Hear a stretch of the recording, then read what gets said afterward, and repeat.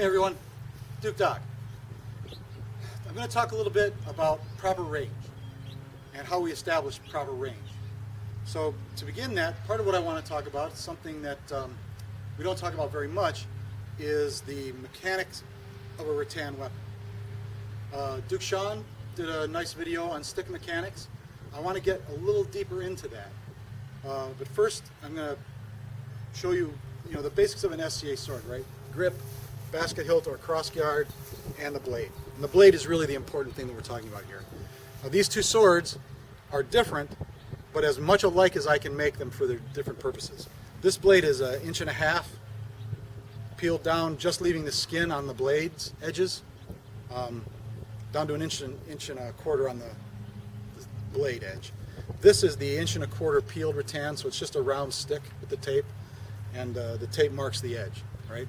But that edge is lined up exactly, it's easier to see with this because the basket has a ridge, lined up exactly with the knuckle line of my hand, right? The grip, I spent a lot of years screwing around with ergonomic grips and finger grooves and thumb rest, and I kept getting my hand bashed against the inside of the top of my basket hilt. This knuckle right here, okay? And then for about 15 years, I messed around with that, trying to find this perfect ergonomical grip. And then I realized that for pretty much the entire history of swords, in every culture, hilts are shaped oval section. They taper from the guard down towards the pommel, and that's it. It makes them reversible. It makes them comfortable. They must have figured it out at some point. So I started doing that too. All of my problems disappeared with my hand moving around inside my basket hilt and getting bashed. Take some advice. Learn from the ancients. A tapered section so that it's oval in your hand so that you can tell where the blade is oriented, and taper it from the guard somewhat down towards the pommel. It really just makes a lot of sense. All right, so now you can see these two swords, even though they have different pieces of rattan, are the same length, right? They have the same range, so that when I pick up one sword or another, I don't have to think about what my range is now. Okay. Another principle that I want to talk about is the sweet spot of the sword and how that affects your best range. Okay. People talk about the sweet spot, and we kind of know that the sweet spot is somewhere between 1/4 and 1/3 of the tip, right? So it's 6 inches or so in this area. But there's a way that you can find it, figure it out for yourself, especially on these more symmetrical carve that, if it's just flat or just a round stick like this. Hold the basket hilt or the pommel just in these two fingers, okay? And then you can tap on the blade, usually along the side if you shaved it, okay?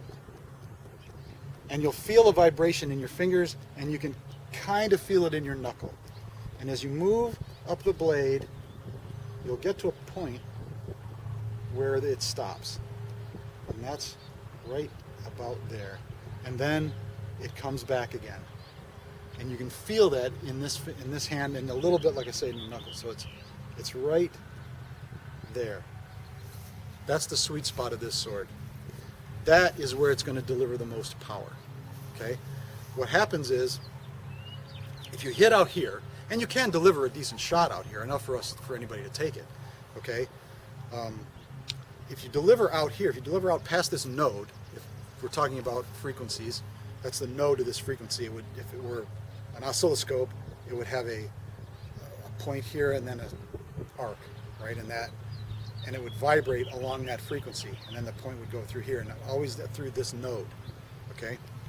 If you hit outside that node, the sword will flex in between. Okay, and that will absorb some of the power. If you hit inside here, now you can certainly short stick somebody with a lot of force.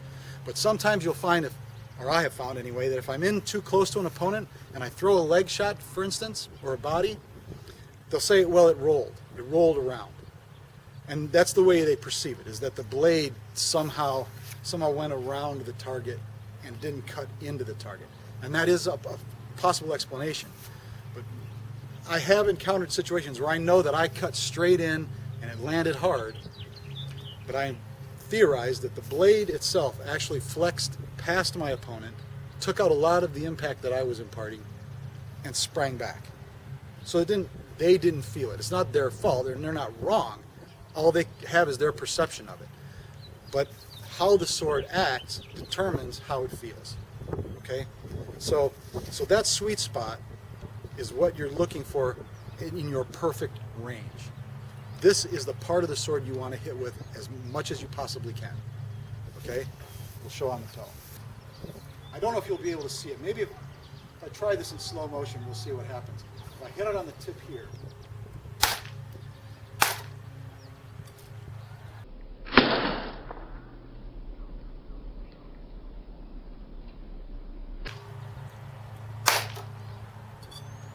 and then if I hit on the sweet spot,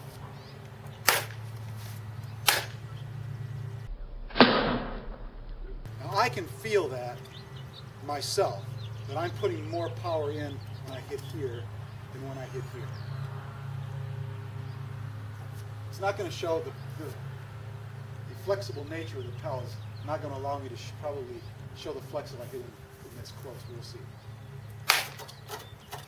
That delivers quite a bit of power, so, especially against a hard target.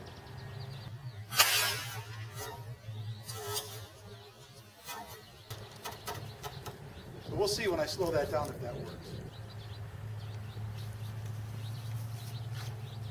So again, that basic power generation we're talking about. Hip, shoulder, there, right in that sweet spot. So this is my range. And really, when you look at it, it's just a little bit longer than the sword is. Okay, maybe a hand's width. So that is a way that you can judge your opponent's range and yours. You need to get a good look at their sword, and if they're holding it back here where you can't see it, it gets harder to do that. But if they're holding it out here, they are giving you the length of their sword. Right? If they're presenting their whole weapon to you, right perpendicular to you, that's a good judge of what their range is. What their range is to their sweet spot. They'll be able to touch you, definitely. Face thrusts, they're going to be well inside of that range. But that sweet spot, right, is just about the length of the weapon, maybe a hand span more. Okay? And we're talking about that center of rotation. All right? That isn't going to move. Their shoulder's going to come forward, but that reach is still limited. You're still looking for that sweet spot. Okay?